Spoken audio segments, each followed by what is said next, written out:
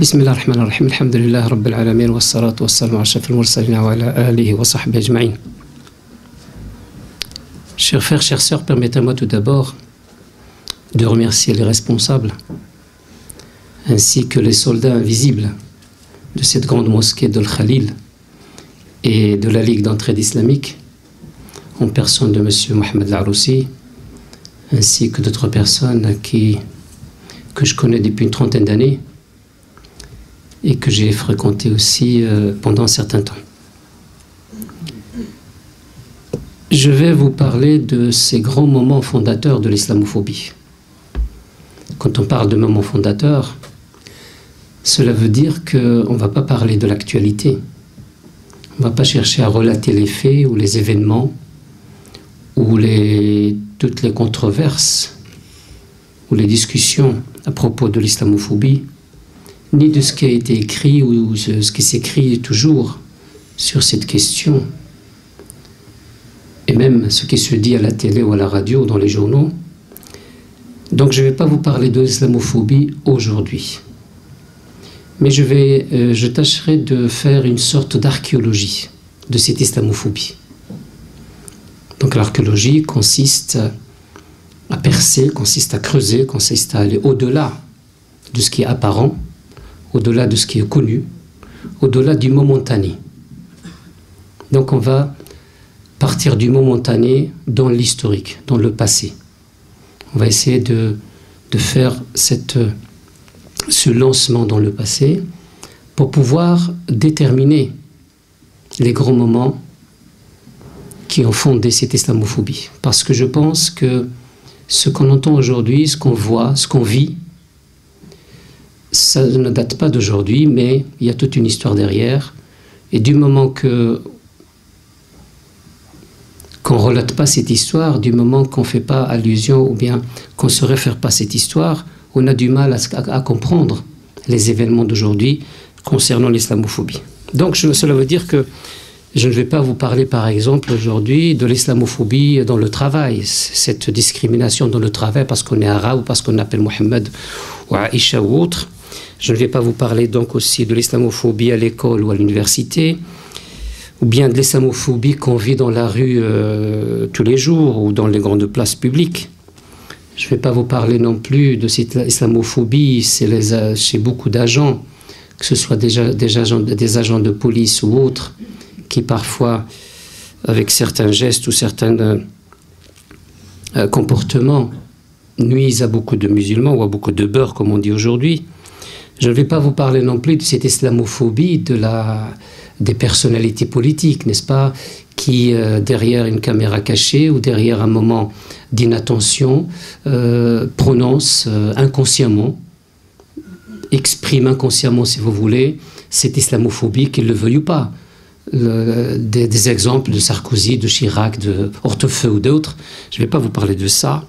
Je ne vais pas vous parler non plus de cette guerre déclarée au symbole de l'islam, que ce soit le voile ou la burqa ou les minarets ou autre chose. C'est des événements, si vous voulez, c'est des faits qui sont là, mais ils ne datent pas d'aujourd'hui. Autrement dit, la structure, la raison qui structure cette pensée a été formée à travers l'histoire. Cette islamophobie ne date pas que des années 80. Certains journalistes, avec leur style médiatique, si vous voulez, pensent que l'islamophobie a commencé après la guerre, après la révolution iranienne en 78-79, après les événements en Afghanistan en 79-80, après l'arrivée des socialistes en France. Ils pensent que ça date de ces 30 dernières années, mais le principe pour moi, c'est d'aller au-delà et de pouvoir chercher et creuser, comme j'ai dit tout à l'heure, dans ce fond de l'histoire. Il y a ce que Mircea Eliade en anthropologie appelle la nostalgie des origines. Il y a cette nostalgie des origines chez tout le monde. Ceux qui se disent en Europe ou chez nous dans les pays arabes au tiers-monde d'aujourd'hui, ceux qui se disent il faut couper, il faut établir cette coupure épistémologique entre le passé et le présent, c'est des gens qui ne connaissent rien dans l'histoire de l'humanité ni dans l'histoire de la culture. Donc, cette histoire explique ce présent. Est-ce que c'est éternel? Un moment n'est pas éternel. Un moment n'est pas éternel. Ça veut dire, un événement, je parle du moment, je devrais parler d'événement. Un événement n'est pas éternel. Un événement, une fois dans le passé, il reste qu'il est lié à ce passé. On ne peut le comprendre que dans ce contexte du passé. Est-ce que l'islamophobie est éternelle? Non.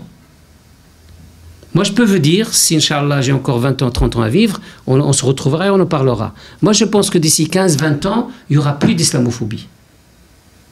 Pourquoi? Parce qu'on aura tout dit sur l'islam. Il n'y aura que des répétitions. Je veux dire, il n'y aura pas un nouveau moment fondateur d'islamophobie. Parce que la seule chose qui restait encore à attaquer en islam, c'était le côté vestimentaire. Donc, on a tout dit. Moi, je ne vois pas qu'est-ce qu'on pourrait dire encore sur l'islam et sur les musulmans. On parlera peut-être encore des pays arabes, de sous-développement, comment dire, des voies du développement dans ces pays. On parlera peut-être encore de ça. Mais on ne parlera pas de l'islam. Je parle de l'islam en tant que religion, en tant qu'histoire, en tant que civilisation. Dans ce cas, il n'y aura plus d'islamophobie dans le sens qu'on entend aujourd'hui. On aura tout dit, donc on va juste répéter ce qui a été dit. Et je pense que les musulmans aussi de leur côté, ils ne sont pas toujours, comment dire, ils ne vont pas rester toujours aussi passifs qu'ils le sont aujourd'hui. Je suis sûr et certain, et c'est le déroulement, c'est le processus de l'histoire, c'est l'évolution des sociétés. Les musulmans, ils ne vont pas rester tout le temps passifs, ils vont aller au-delà de cette, comment dire, de cette étape vers l'action, vers un moment où ils devront être des êtres actifs et des êtres, comment dire, d'action. Voilà. Alors pourquoi la France est toujours le leader, si vous voulez, le leadership, comme on dit, de ces questions concernant l'islam et concernant les musulmans? Pour deux raisons. La première, c'est que l'histoire de la laïcité en France diffère de l'histoire, se distingue de l'histoire des autres pays par rapport à la laïcité. La laïcité en Angleterre, c'est pas la laïcité française. La laïcité en Belgique ou en Allemagne, c'est pas la même. Primo.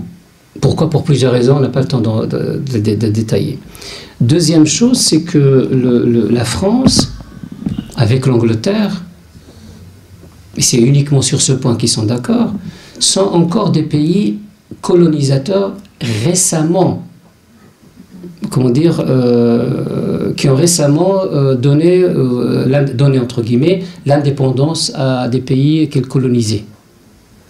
Le plus récent pays, c'est l'Algérie, 1962. L'Angleterre par rapport comment dire, à l'Égypte, par exemple, c'est 1952. Et encore, c'est une indépendance politique, mais il y a indépendance, il y a indépendance, il y a colonialisme et colonialisme. Ce n'est pas le moment d'en discuter, d'en parler. Donc, c'est des pays, la France avec l'Angleterre, c'est un pays récent par rapport à l'histoire du colonialisme. Donc, il y a un passé qui pèse lourd sur les crânes et les esprits des Français. D'autant plus qu'on a plus d'1 million d'Algériens francisés qui habitent en France et qui n'ont aucun lien avec leur pays d'origine. Et que la France, de temps en temps, essaye comment dire, de désigner un préfet ou quelqu'un dans un poste plus ou moins sensible d'origine algérienne pour calmer un peu les esprits d'une manière ou d'une autre, surtout l'esprit des Algériens dans un premier lieu. Ça, c'est une raison. La preuve, c'est que les pays, la Belgique ou l'Allemagne, ce n'est pas des pays colonisateurs récents. Ils étaient dans le passé, mais il y a des siècles. La Belgique, elle était en Afrique, l'Allemagne aussi. La Hollande aussi, elle était en Indonésie et ailleurs. Mais ça ne date pas de 1950 ou 60. Ça date du 19e, 18e, et ainsi de suite. Ça, c'est un premier point. Deuxième point, les orientalistes français, ce n'est pas les orientalistes belges, ce n'est pas les orientalistes allemands. Il y a une différence sur ce plan-là. La façon dont l'esprit des orientalistes a été orienté est différente de la façon de l'esprit orientaliste allemand ou anglais ou américain. Donc, cela dit, quand je lis par exemple les orientalistes français, allemands plutôt, ils sont plus objectifs par rapport à l'islam. Beaucoup plus objectifs par rapport aux orientalistes français. Des orientalistes anglais, ils sont aussi objectifs que les Allemands, mais pas aussi, comment dire, durs ou subjectifs par rapport aux Français. Donc il y a ce côté-là. Et vous avez les esprits de ceux qui sont encore vivants ou ceux qui ont décédé, des orientalistes. Quand on lit, j'ai évoqué tout à l'heure Goethe par exemple, il n'y a pas d'équivalent de Goethe en France, dans toute l'histoire de la France. Il n'y a pas l'équivalent de Goethe par exemple. Victor Hugo à la rigueur, mais c'est pas Goethe si vous voulez. Donc Goethe c'est déjà le divan de l'Orient de l'Occident date de 1774. Donc vous voyez déjà. Ce qui fait Hugo, c'est vers la fin, vers le dernier quart du 19e siècle. Donc sur ces deux points-là, qu'on voit la différence entre la laïcité française et la laïcité ailleurs. Ce qui fait que c'est toujours le débat commence toujours en France. Parce que il y a aussi un troisième point, si vous voulez, c'est plus psycho-historique. Ça veut dire quoi? Ça veut dire que le peuple français, la politique française, tâche toujours et fait tout ce qu'il a dans ses moyens et ses pouvoirs de garder cette prédominance, cette domination au niveau de l'esprit, parce que la Révolution française, parce que les principes de liberté et de fraternité, d'égalité n'existent pas ailleurs. Nous sommes les leaders en tant que Français, j'en suis un parmi d'autres, mais quand on parle de liberté et de fraternité et d'égalité, donc on pense que c'est nous les pionniers de cette civilisation et de cette égalité. Mais quand on parle d'égalité des chances sur le plan professionnel, là c'est autre chose, comme si ça n'a rien à voir avec l'égalité sur le plan politique. Voilà. Je dois éclaircir un point important. L'islamophobie, ça ne veut pas dire qu'il n'y aurait pas au sein de l'humanité des avis contradictoires ou des opinions différentes. C'est pas parce que l'autre pense différemment que moi, donc il n'adhère pas à mes idées ou à ma conception ou à ma vision du monde, ça veut dire qu'il est un islamophobe. Non. On peut vivre différemment et penser différemment et agir différemment, mais on peut vivre en même temps ensemble avec une certaine cohabitation, une certaine cohérence, une certaine homogénéité, une certaine cohésion sociale. Vous voyez, à partir des principes sur lesquels on doit tous être d'accord, des principes politiques, des principes économiques, des principes sociaux, et ainsi de suite. Donc l'islamophobie, c'est une maladie. D'où le mot phobie dans le concept et la notion de l'islamophobie. Une phobie, c'est quand ça dépasse la limite, quand ça dépasse le juste milieu des choses, ne serait-ce que par 1% qu'on parle d'une certaine phobie. On est tous malades quelque part, comme disaient certains psychanalystes, mais on est tous malades, d'accord, mais quelle différence entre nous qui sommes là et ceux qui sont dans un asile psychiatrique? La différence, c'est que eux, ils ont quelques degrés plus que nous par rapport à cette façon de voir les choses. Donc vous voyez, ça veut dire quoi? Ça veut dire aussi qu'on est tous plus ou moins prédisposés à le devenir, si jamais on ne fait pas attention, si jamais on n'avait pas cette relation avec Allah subhanahu wa ta'ala, si jamais on ne fait pas attention à tout ce qui est interdit et qu'il ne faut pas toucher ou qu'il ne faut pas consommer ou autre. Donc dans ce cas, on est tous prédisposés à l'être. Parce que dans le Coran, ça vous fait rire, mais c'est dans le Coran. وَنَفْسٍ وَمَا سَوَّاهَا فَأَلْهَمَهَا فُجُورَهَا وَتَقْوَاهَا. Vous voyez, donc c'est quelque chose quand même qui est important à savoir sur le plan psychologique et psychanalytique. Qu'il y ait toujours des guerres, ça personne ne peut le nier. Qu'il y ait toujours des différences, ça personne ne peut le nier, parce qu'Allah subhanahu wa ta'ala nous a créés tous différents. On est tous différents. Même les vrais jumeaux sur le plan biologique sont différents. Sont différents non pas sur le plan biologique cette fois-ci, mais différents sur le plan culturel, sur le plan du comportement, sur pas mal de plans. Donc la différence est la loi, c'est pas l'union. Et là, si vous me permettez 2-3 minutes, je peux détailler un peu ce point-là. Le mot al-wahda, l'union des musulmans. Il n'y aura jamais une union des musulmans. Il n'y aura jamais une union des chrétiens. Il n'y aura jamais une union des juifs. Il n'y a pas d'union. Parce que le wahda se rapporte à tawhid. Il n'y a que seul Dieu qui est unique. Quand on parle d'union, ça veut dire quoi? Ça veut dire on va trouver tous les gens semblables sur une idée. C'est pas possible. C'est impossible. Il y aura toujours des divergences. Il y aura toujours des débats d'idées. Sauf que, quand on parle de l'wahda, l'islamia, de l'union islamique ou de l'union chrétienne ou de l'union ou de l'unité ou je ne sais pas quoi, c'est tout simplement dans un moment pour vivre des moments pacifiques, pour vivre dans la paix, tout simplement. C'est-à-dire vivre dans la paix avec nos divergences et nos diversités. Ça ne veut pas dire qu'on va établir une union entre musulmans, c'est comme si on était clonés. Non, c'est impossible. Parce que sinon, s'il y aura une union, comme on le pense nous, dans notre inconscient, donc le sens de tawhid n'aurait pas de sens. La conception de tawhid n'aurait pas de sens.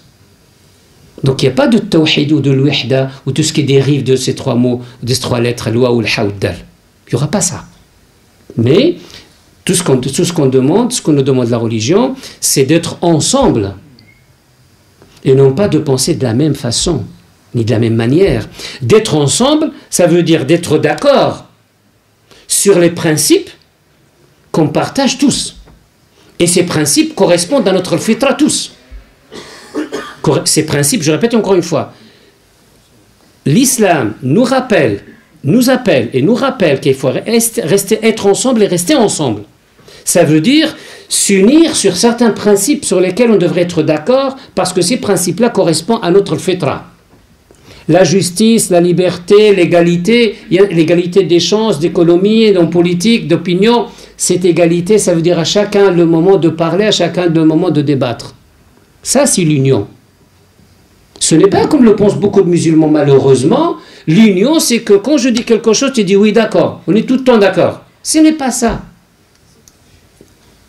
Et quand on parle de l'union des pays arabes, on ne va pas enlever les frontières. Même l'Europe, l'Union européenne, est-ce qu'on a enlevé les frontières? Vous croyez qu'on a enlevé les frontières? Vous le pensez, mais ce n'est pas vrai. Il y a d'autres frontières. Encore pire que les frontières qu'il y avait avant. Au niveau de la loi, au niveau de la législation, on a imposé d'autres frontières que vous et moi, nous voyons peut-être pas clairement, mais ils existent. Il y avait une frontière, alors on te demandait ton passeport quand tu voulais dépasser les frontières, mais aujourd'hui, tu peux être dans un train, tu peux être dans un avion, il y a quelqu'un qui se lève et te dit, voilà, je suis un policier, montrez-moi votre carte. Avant, il n'y avait pas ça. Donc il y a un contrôle autrement. Donc il y a des frontières un peu partout aujourd'hui. On a enlevé une frontière, mais on a créé des centaines de frontières ailleurs. Il y a tout moment. Donc vous voyez, l'union, ça ne veut pas dire, ou l'islamophobie, ça ne veut pas dire qu'il y aurait un jour où il n'y aurait plus d'image sur l'islam. Non, c'est pas ça. Wallahu a'lam.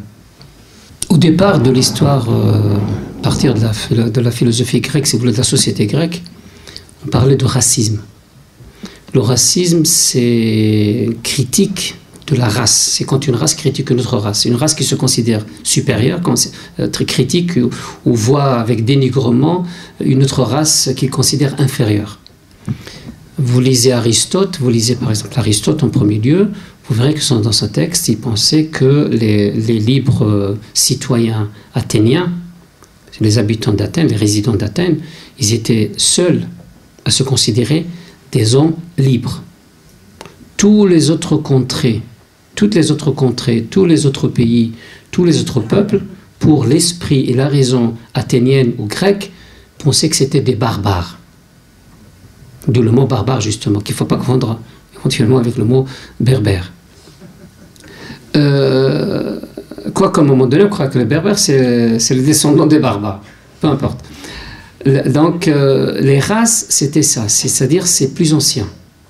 C'est un terme dont on trouve des traces chez Aristote et ainsi de suite.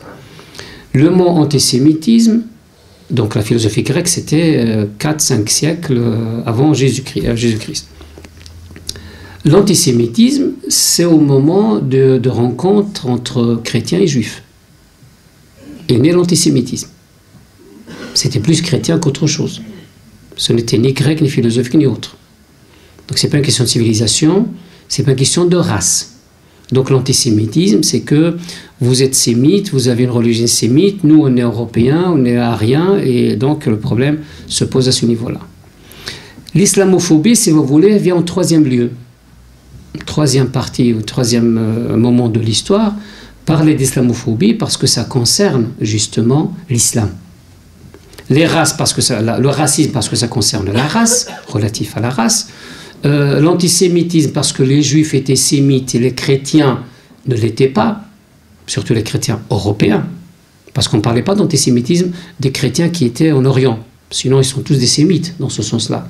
On commence à parler d'antisémitisme qu'au moment où les Juifs ont été persécutés au 2e, 3e, 4e siècle, jusqu'à le Moyen-Âge et même jusqu'au pratiquement fin 18e siècle, avant que les Juifs soient déclarés citoyens par Bonaparte à l'époque, en 1807.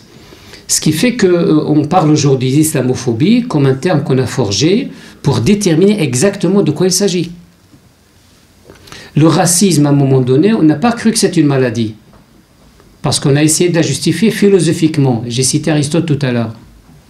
L'antisémitisme, on ne pensait pas que c'est une question qui relève de la race.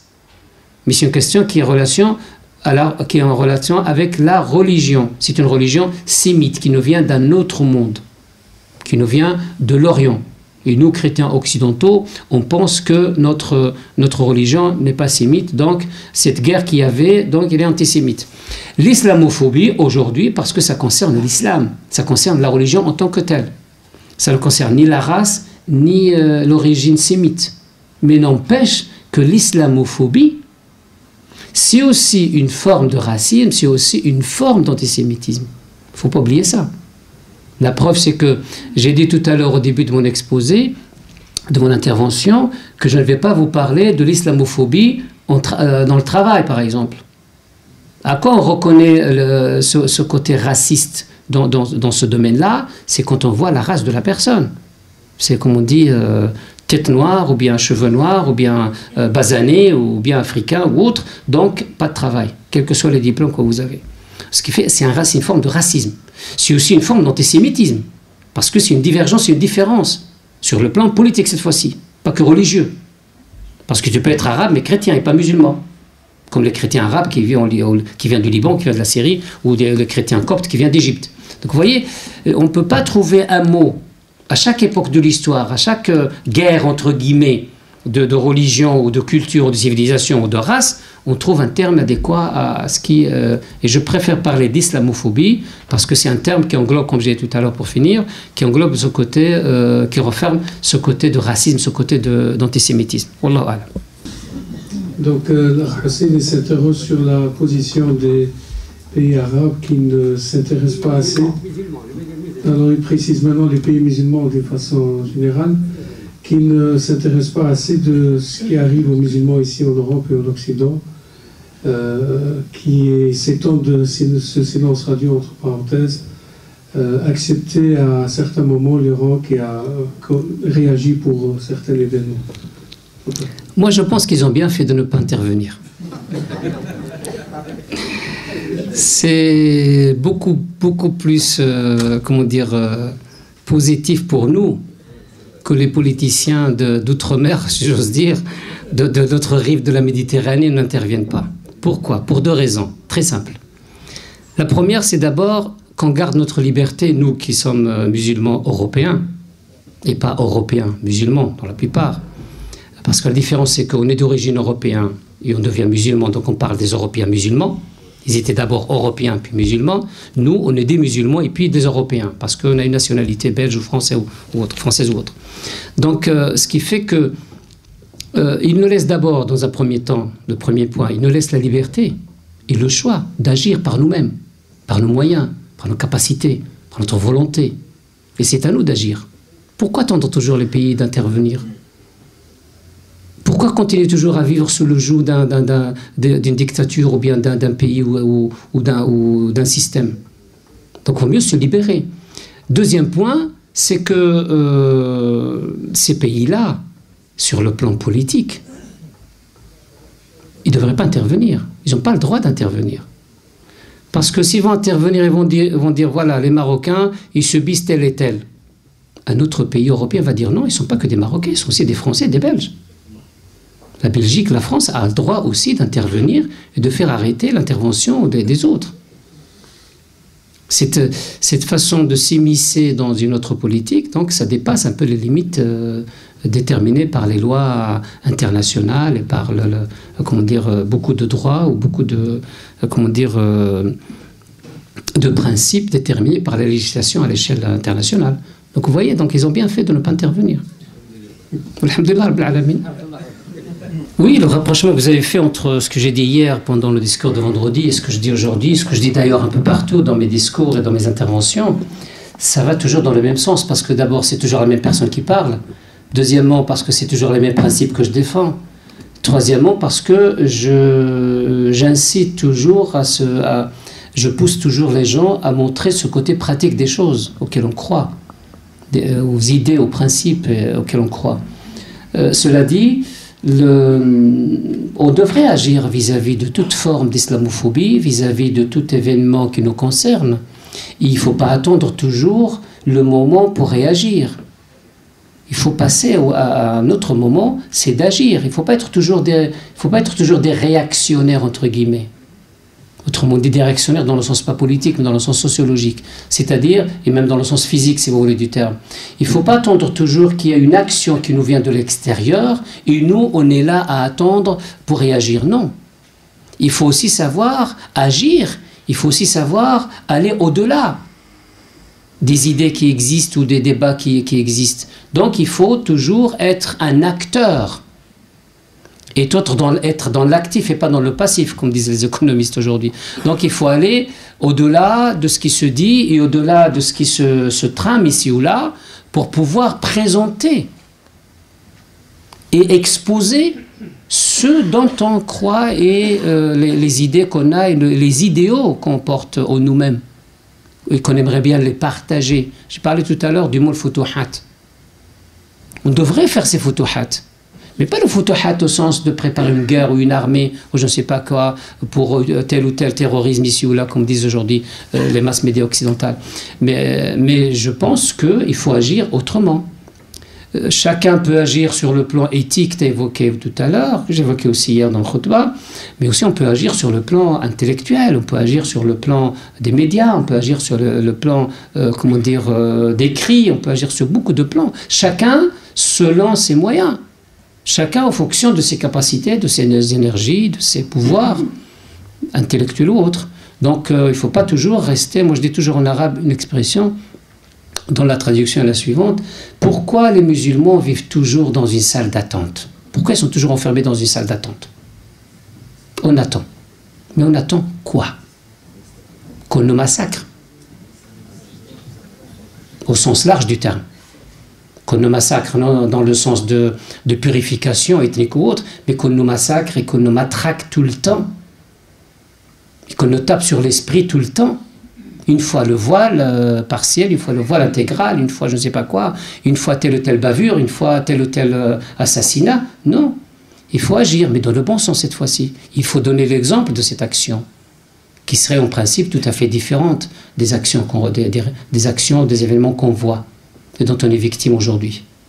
Mais il faut aussi sortir de de cet esprit de victimisation. Il ne faut pas sentir toujours qu'on est toujours victime. Il faut aussi avoir ce sentiment d'avoir le courage de parler, de dire, de débattre, de participer, d'exprimer, donc une certaine volonté qu'on doit caractériser à tout moment. Wallahu a'lam.